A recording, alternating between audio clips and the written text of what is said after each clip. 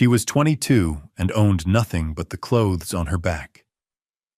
Cast out by the only family she'd ever known, she had a single silver dollar, a worn wooden spoon, and a destination nobody wanted, a cursed homestead on the Nebraska prairie. They laughed when she bought it for that single coin. But what no one knew was that the first heavy rain would wash away a secret buried in the earth, a secret worth more than silver that would change her life forever. Settle in and let us know where you're watching from as we tell the story of Nettie Granger. Nettie Granger was not born to the Miller family, but she grew up in the shadow of their farmhouse, a fixture as unremarkable as a fence post. She had arrived at the age of 4, a ward of the county left by parents she could not remember, and the Millers, a family of stern, God-fearing farmers, had taken her in. It was an act of charity they never let her forget. She was not a daughter, she was an obligation, and her keep was earned from the moment she was tall enough to pluck eggs from a nesting box. Her childhood was a blur of chores dictated by the sun and the seasons. She learned to milk before she learned to write her full name, to churn butter, mend clothing, knead dough, and draw water until her arms ached with a man's strength. She slept on a pallet in a storage room that smelled of dried apples and mothballs, and she ate what was left after the family had finished their meal. There was no cruelty in it, not in the way the world thought of cruelty. There were no beatings or deliberate starvations. There was only a vast, unending absence of affection, a quiet, daily reinforcement that she was not one of them. She was simply there, useful, and therefore tolerated. Her only true teacher was a man named Silas, the Miller's hired hand, a quiet widower with hands as gnarled as oak roots. He was a man of few words, but he saw the girl who watched everything. He saw her notice how he braced a loose gatepost before it fell, how he checked the wind before deciding which field to burn, how he listened to the sound of the axles on the big wagon. While Mrs. Miller taught her the work of the house, Silas, without formal lessons, taught her the work of the world. He showed her how to read the clouds for rain, how to sharpen a blade on a whetstone, how to splice a rope so it was stronger than before. He taught her that a well-made thing had its own honesty. On her 10th birthday, he pressed a small, smooth object into her hand. It was a spoon, carved from a piece of pale, fine-grained maple. It was not fancy. It was perfectly balanced. The bowl scooped just so, the handle worn smooth to a soft sheen.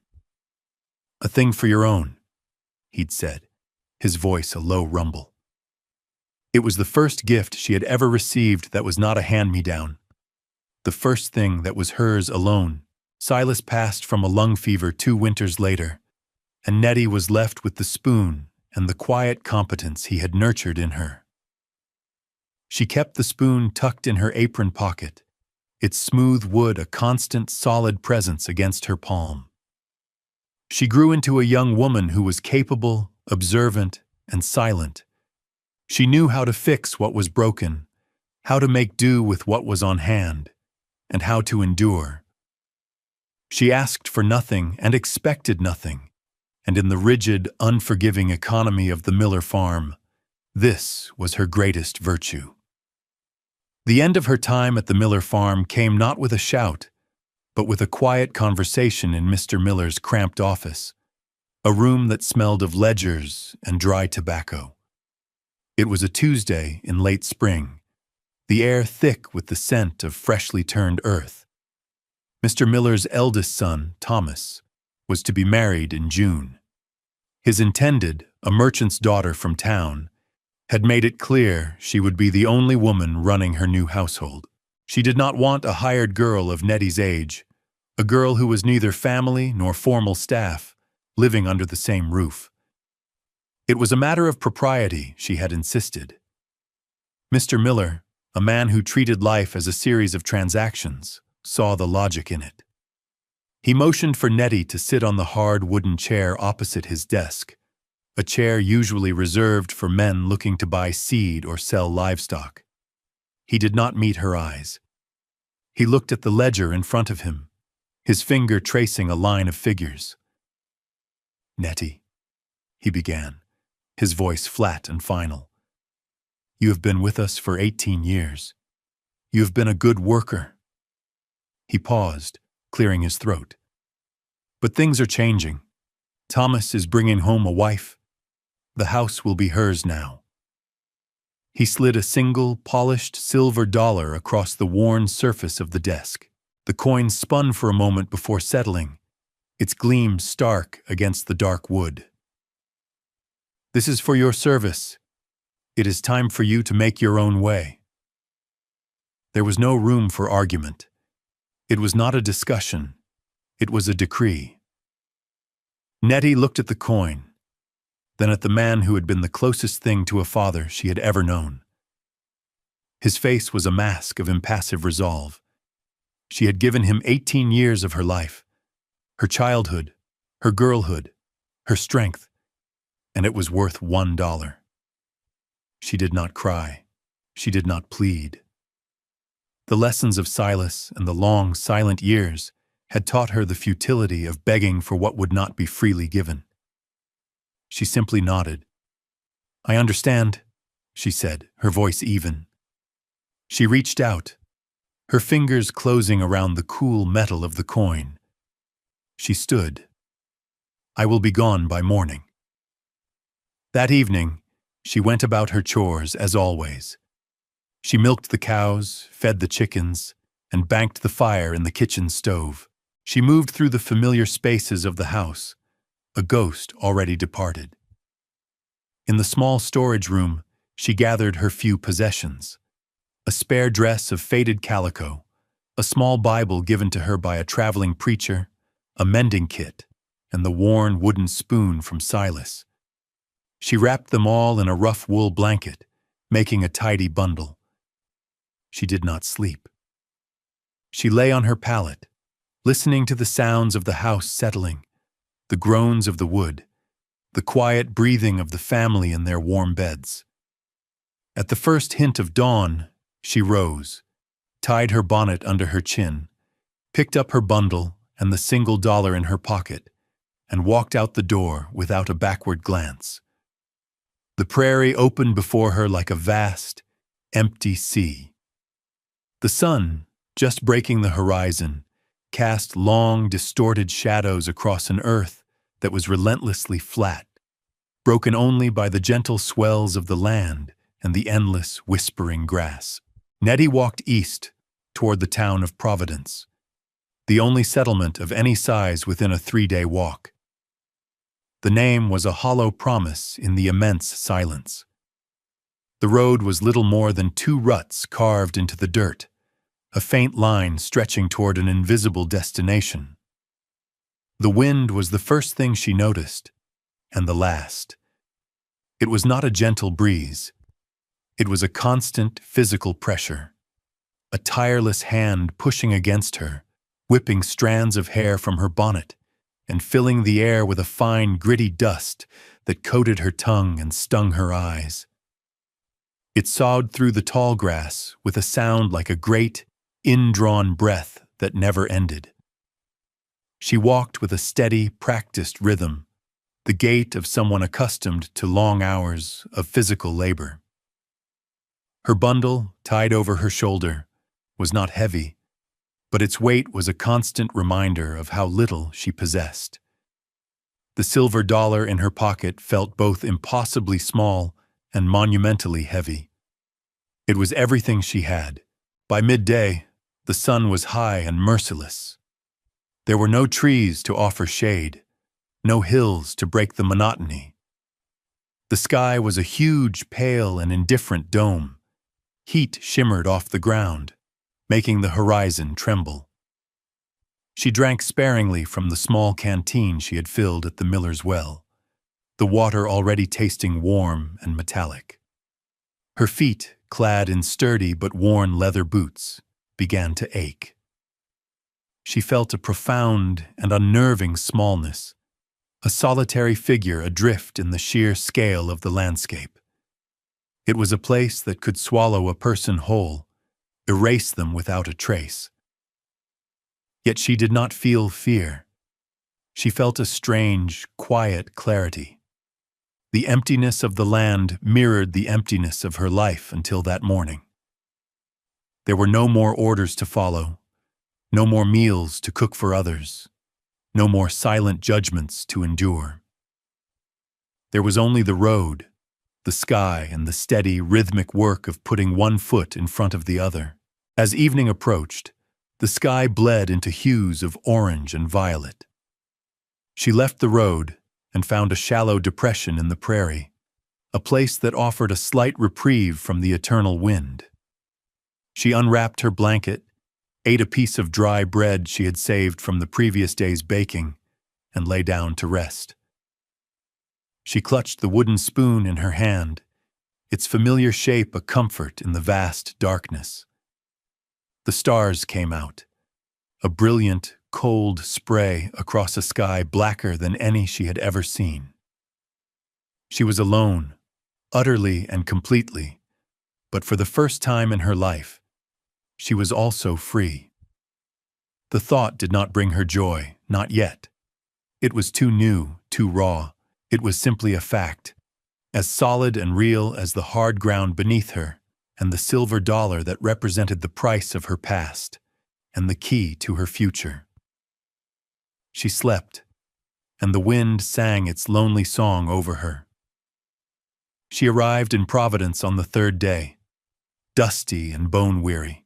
The town was a small, hopeful cluster of wooden buildings huddled together against the vastness of the prairie.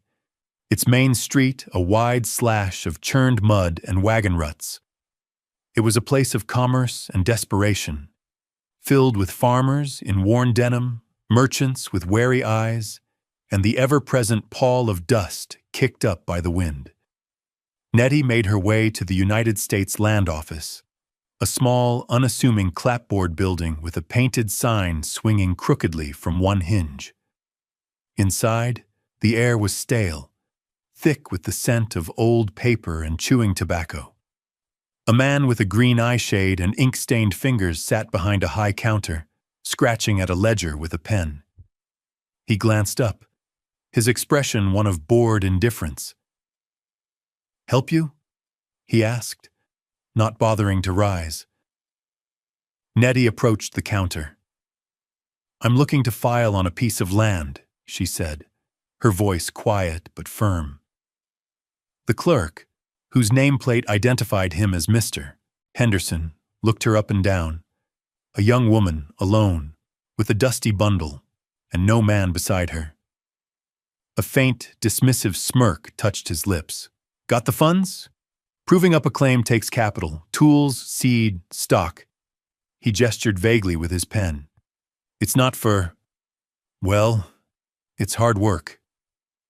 "I know what hard work is," Nettie replied, her gaze steady. "Are there any abandoned claims? Relinquishments?" Henderson's smirk widened into a grin. He leaned back in his chair, clearly enjoying himself. "Funny you should ask. There is one.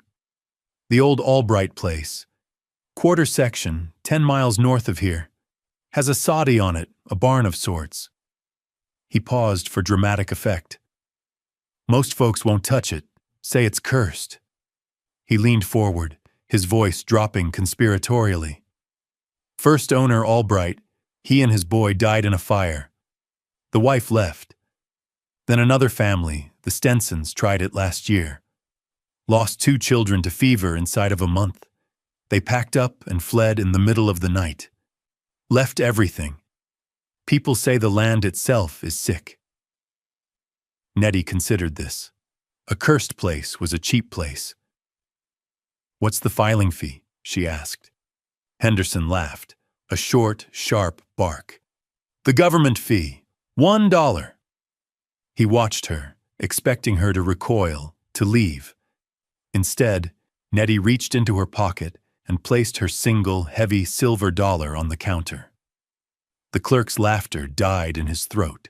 He stared at the coin, then back at her face, which was as calm and serious as if she were buying a sack of flour. "You're sure about this, miss?" he asked, a flicker of something, pity perhaps, or disbelief in his eyes. "It's my dollar," she said. He shrugged, the moment of concern passing. It wasn't his problem. He took the dollar, slid a form across the counter, and dipped a pen in the inkwell for her. Nettie carefully signed her name, Antoinette Granger. An hour later, with a signed deed in her pocket and directions scrawled on a piece of scrap paper, she left the town behind and walked north. The homestead, when she finally reached it, was even more desolate than Henderson's description had suggested. The soddy was a low, slumped mound of earth, its roof patched with rotting canvas, and its one window a dark, vacant eye. A fire had blackened the western wall, leaving streaks of soot like old tear tracks. The barn leaned precariously, its timbers silvered and split by the sun and wind. A broken well pump stood sentinel over a dry, stone-lined hole. The only living things were the relentless prairie grass and a few stubborn thistles. It was a place of profound neglect and sorrow. Nettie stood before it, her bundle in her hand, and felt not despair, but a quiet sense of possession. It was broken. It was lonely. It was haunted by failure, but it was hers. The first weeks were a battle for inches. Nettie's life narrowed to a series of urgent physical tasks. Her first priority was shelter. The soddy's interior was damp and smelled of mildew and old smoke.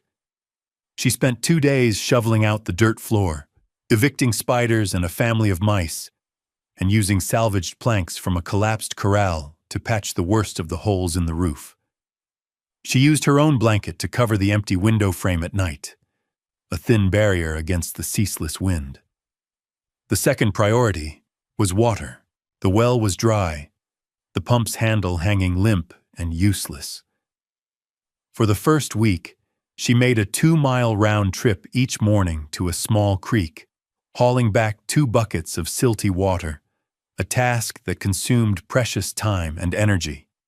Her hands, already calloused, grew tougher, her back and shoulders solidifying with muscle.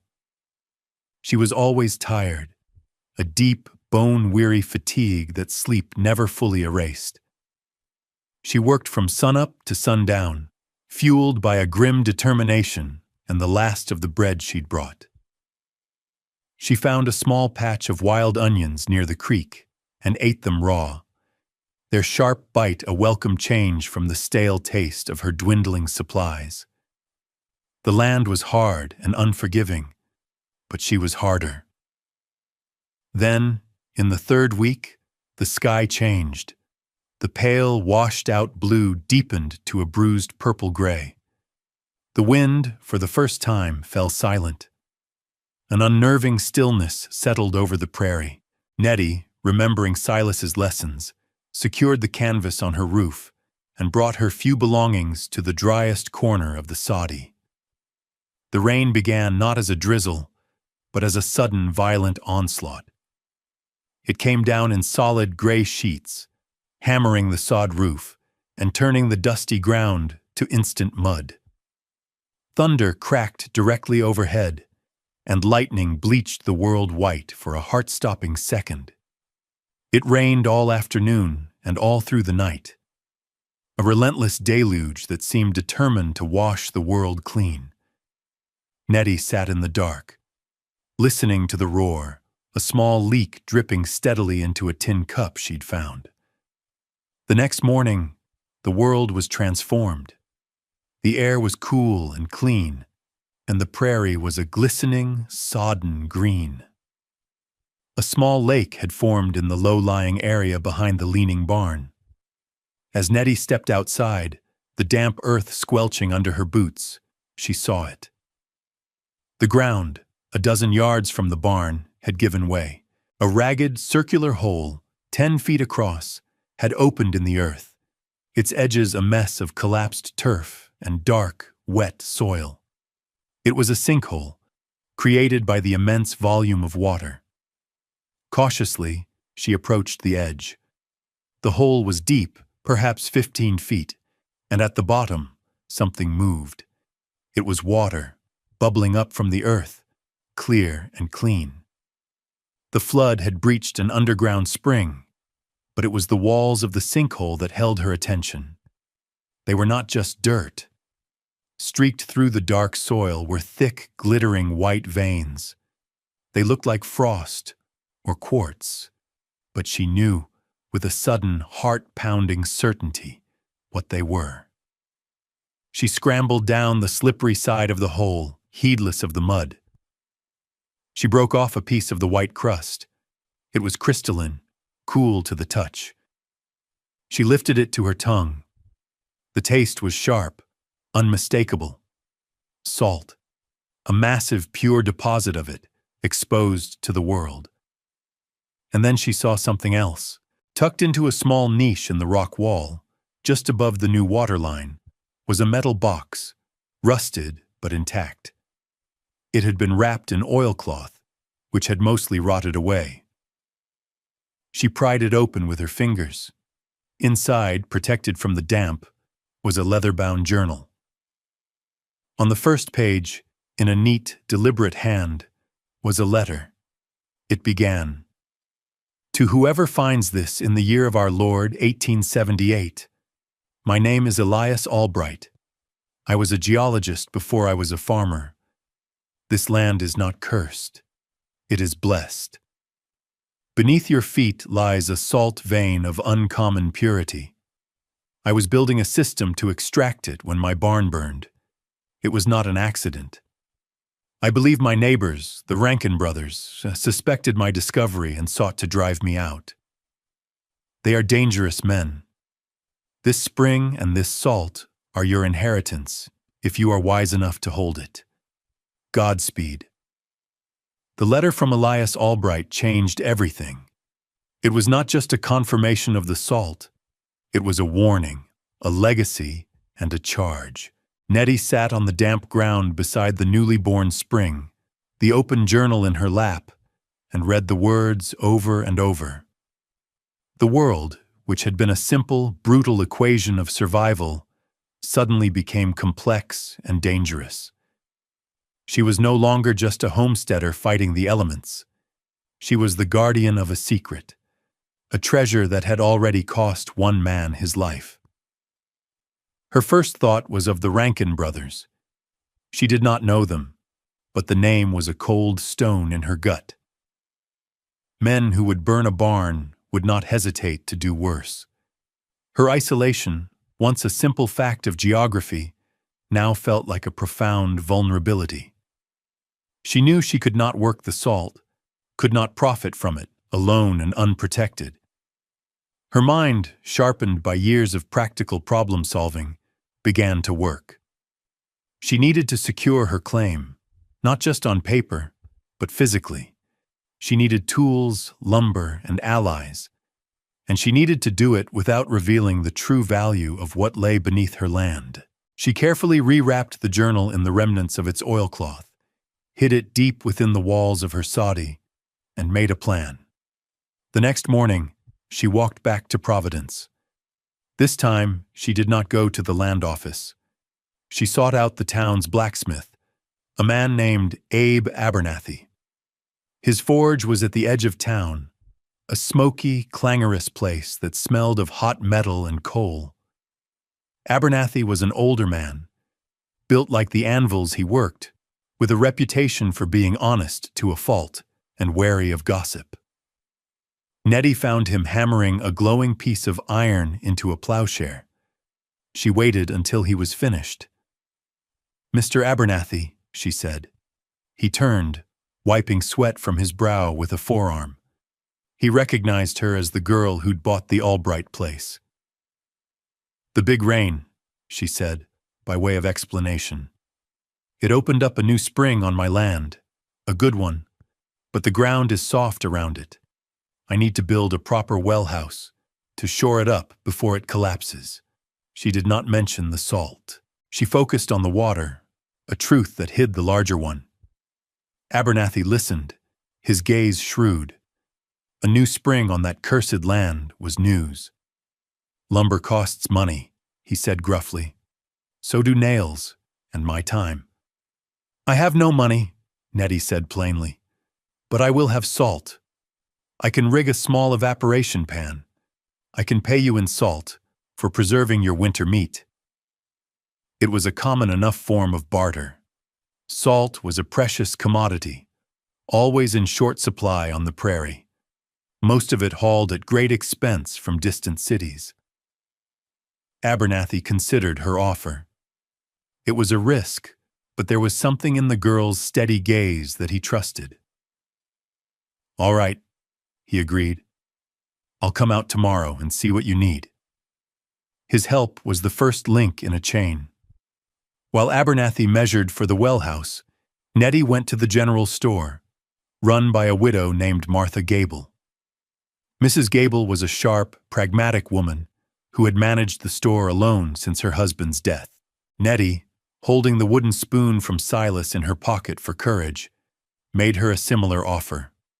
Credit for supplies, shovels, buckets, rope, in exchange for a future share of salt. Mrs. Gable, who paid dearly for the salt she sold, saw a good business proposition. "Show me you can produce it," she said, "and you'll have your credit." The community, which had whispered about the curse, began to watch with a different kind of interest. They saw Abernathy, a respected man, hauling lumber out to the Albright place. They saw Nettie, working tirelessly alongside him, digging post holes and setting beams. They saw the beginnings of a sturdy well house rising over the sinkhole. The narrative began to shift. Maybe the land wasn't cursed. Maybe it just needed the right kind of person, someone who wasn't afraid of hard work. Slowly, quietly, Nettie was rebuilding more than a homestead. She was building a reputation. The well house was the first victory. Under Abe Abernathy's guidance, Nettie learned to measure twice and cut once, to drive a nail straight and true, to set a post so it would stand against the prairie wind. The structure rose over the sinkhole, a sturdy little building of rough-sawn pine that enclosed the spring, protecting it from the elements and prying eyes. It had a heavy, lockable door and a winch system Abernathy designed, allowing her to haul buckets of the heavy brine with mechanical ease. Inside, away from the world, the glittering walls of salt were her secret kingdom. With the well house complete, she turned her attention to production. Using the credit from Mrs. Gable, she acquired large, shallow metal pans. She built a long, low furnace of stone and clay, a design she'd read about in a farmer's almanac, with a flue that would draw the heat evenly under the pans. The work was slow and grueling. She hauled bucket after bucket of brine, her shoulders and back screaming in protest. She fed the fire with driftwood collected from the creek and dried buffalo chips gathered from the prairie. Then she waited. The process was a kind of alchemy. As the water steamed away under the relentless Nebraska sun and the gentle heat of her fire, the salt began to appear, crystallizing at the edges of the pans, growing into a thick, white crust. She scraped it out with a wooden paddle, her heart pounding as she saw the sheer volume of it. It was whiter and finer than any salt she had ever seen. She laid it on clean canvas sheets to dry completely, breaking up the larger chunks until it was a mound of brilliant, glittering crystals. Her first harvest yielded nearly 50 pounds. She packed it into clean burlap sacks, stitched them shut herself, and loaded them into a wheelbarrow Abe Abernathy had loaned her. The 10-mile journey back to Providence was an act of triumph. When she walked into Gable's general store and set the sacks on the floor, a hush fell over the few customers inside. Mrs. Gable untied one of the sacks, took a pinch of the salt, and tasted it. Her eyes widened. "This is clean," she said, a note of awe in her voice. "Cleaner than the St. Louis salt." She weighed the sacks. "Your credit is paid, Nettie Granger," she announced, her voice loud enough for everyone to hear. "And I'll buy the rest, at a fair price." Word spread through Providence like a prairie fire. The cursed Albright place was producing salt. Good salt. In a land where preserving meat was the key to surviving the winter, this was revolutionary. Nettie was no longer the strange girl who bought the haunted homestead. She was becoming Nettie Granger, the salt woman. People began to change how they spoke to her. Farmers tipped their hats. The women in town, who had once eyed her with suspicion, now offered a nod of greeting. She became a point of interest, then of respect. She used her first earnings to buy a sturdy mule and a small wagon, ending her days of hauling by hand and foot. She hired a local boy, a lanky teenager named Eli, to help her with the heavy work of hauling brine and bagging salt. He was the son of a farmer whose land was failing, and the wages Nettie paid were a lifeline for his family. The Rankin brothers, a pair of burly, sullen men who ran a freighting business, began to watch her. She saw them on the street in town, their eyes lingering on her wagon, their expressions a mixture of greed and resentment. She remembered Elias Albright's warning and felt a chill, but she also felt the growing, unspoken support of the town. Her success was becoming their success. The salt she produced was making their lives more secure, and they would not let it be taken away easily. Nettie's world, once confined to the four walls of a storage room, expanded to the quarter section of land that was now truly hers. The soddy, once a damp and crumbling shelter, became a home. With her earnings, she bought glass for the window, letting in the vast prairie light. She installed a small, efficient cast-iron stove that filled the single room with a steady, comforting warmth. The dirt floor was covered with smooth, flat stones she hauled from the creek bed, and a colorful rag rug, purchased from Mrs. Gable, added a splash of brightness. The leaning barn was straightened and reinforced, its roof patched, its interior now housing her mule, a milk cow she'd bought, and a small flock of chickens that provided her with fresh eggs. Her life settled into a rhythm dictated not by the demands of others, but by the needs of her own enterprise. Mornings were for tending the animals and the small garden she had planted. Afternoons were for the salt. The work was still hard, but it was satisfying. It was the work of building, of creating value from the earth, with her own two hands. She became a familiar sight in Providence, her wagon loaded with sacks of salt, her mule pulling at a steady pace. She knew people by name now. Mr. Abernathy would call out a greeting from his forge. Mrs. Gable would have a cup of coffee waiting for her at the store. The farmers she sold salt to directly would ask after her well, their respect genuine. She was a part of the town's fabric, a vital thread in its economy. Small rituals began to form. Every Sunday, she would set aside her work. She would attend the small church in town, not out of the fearful obligation the Millers had instilled in her, but for the quiet sense of community. Afterwards, she often shared a meal with the Gables or the Abernathys. These were simple affairs, filled with practical talk of weather and crop prices, but they were a world away from the silent, leftover meals of her past.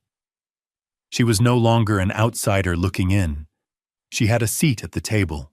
The threat of the Rankin brothers remained a shadow at the edge of her new life. They tried to challenge her claim at the land office, arguing that the spring was a public resource. But Mr. Henderson, the once smirking clerk, now saw Nettie as a significant contributor to the town's prosperity. Aided by a petition signed by half the farmers in the county, all of whom relied on her salt, her claim was upheld.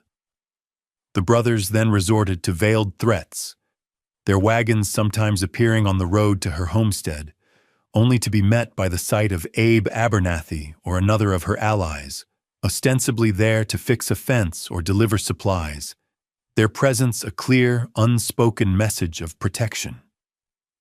The community had closed ranks around her. They had invested in her, and they would defend their investment. The unwanted homestead had transformed. It was no longer a place of curses and sorrow. It was a place of life, of purpose. It was a refuge she had built herself, a source of authority earned through labor, and a home filled with the quiet warmth of self-reliance and belonging.